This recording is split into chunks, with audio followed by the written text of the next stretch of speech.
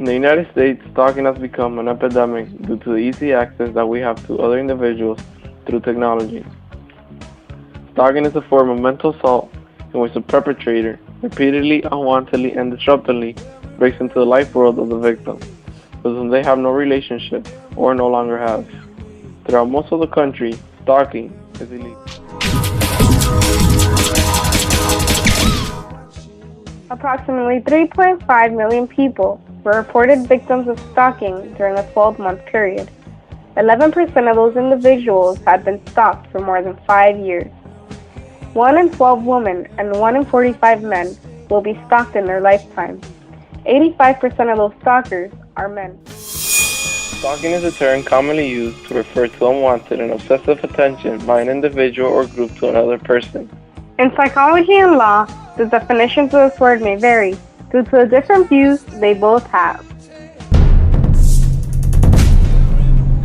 The criminal definition of stalking will be virtually any unwanted contact between two people that directly or indirectly communicates a threat or places the victim in fear. Stalkers can be identified into two groups, psychotic and non-psychotic. In psychiatric or psychological views, stalkers may have mistaken belief that another person loves them or that they need rescuing. This belief goes by the name of erotomania. There are several ways in which stalkers have been categorized. Here I will describe the classifications created by Michael Zona and his colleagues. The most common type of stalker is the simple obsessional stalker. In this type of case, the stalker and the victim have known one another in some way. Often, but not always, this is a formally intimate relationship and the stalker is an ex-lover or ex-spouse. Then there's the love obsessional stalker, which is characterized by the absence of any relationship between the stalker and the victim. The target is a total stranger to the stalker, and while it can be an ordinary citizen, it's often a celebrity or political figure. Lastly, there's the classic erotomanic stalker. This is unique because the stalker has a delusional belief that he or she is actually loved by the target. The stalker in these cases is usually a female who targets an older man of higher social class or social esteem.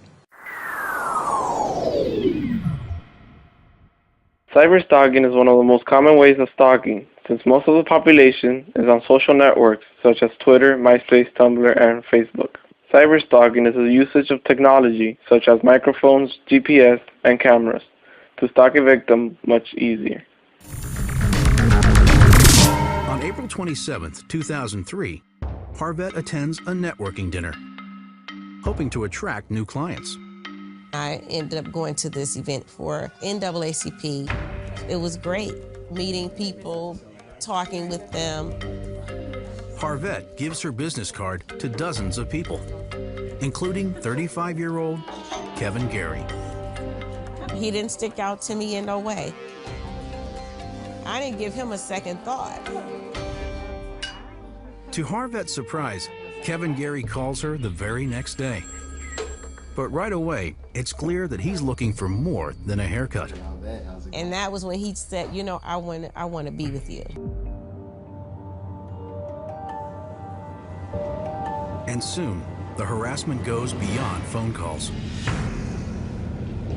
I worked at a salon, and he would drive past the salon. Dealing with someone like that. And I would see him, he would always drive different cars. That was the first time that I was actually scared. It was really creepy. He was following me home, placing items on my car outside my house.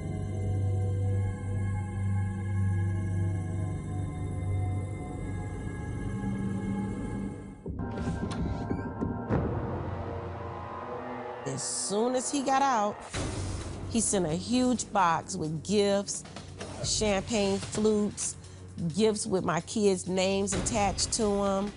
I'm thinking to myself, this cannot be real.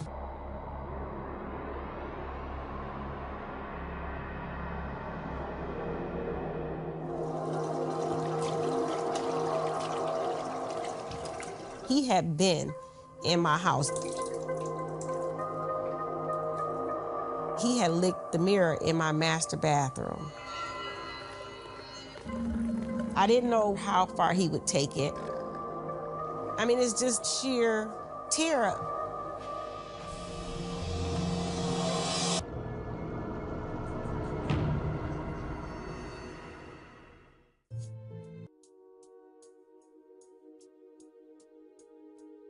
was calling whoever would listen to me, basically. I was calling. And I said, I was learning the law and going through it at the same time. And it dawned on me, I'm like, nothing is going to change unless you change it yourself.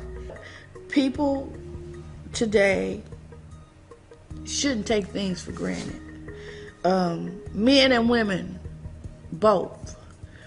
Just because somebody says, oh, you're cute, or oh, you're handsome, you don't know that person. Don't take anything for granted, because you don't know who you're talking to, because it's a lot of wicked people out in this world today. The initial symptoms of stalking may not jump out to a victim as hazardous. This is because stalkers start with legal actions such as instant messaging, emailing, letters, flowers, gifts, and phone calls. After a while, those actions begin to get obsessive and become a form of harassment. An individual who has been stalked may face problems with insecurity, paranoia, loss of employment, loss of friends, and may eventually become introverted. In the United States, stalking became a crime in the 1980s with a case of attempted murder of celebrities. Since most stalking incidents occurred in California, the government passed a law to prevent stalking in the 1990s. The LAPD created a law that was named the Driver's Privacy Protection Act in response to the many stalking incidents happening in the state. This law prevented stalkers from calling agencies and obtaining driver's license information from the victims, allowing them to become unexposed. If you feel that you are being stalked, notify the police. Maintain a record. Seek a protection order. Keep a significant distance between you and the suspected stalker. Keep a record of incidents. Always state romantic or social rejections clearly. Ignore and do not respond to further attempted interactions. Change your contact information and notify everyone about the situation and the identity of your stalker.